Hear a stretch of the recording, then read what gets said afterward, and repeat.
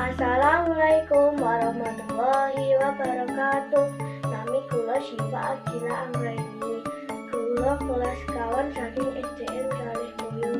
Kula badhe maos keguritan bab lingkungan.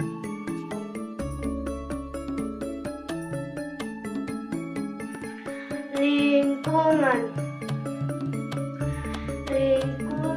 kudu dijaga supaya ora ana penyakit mara.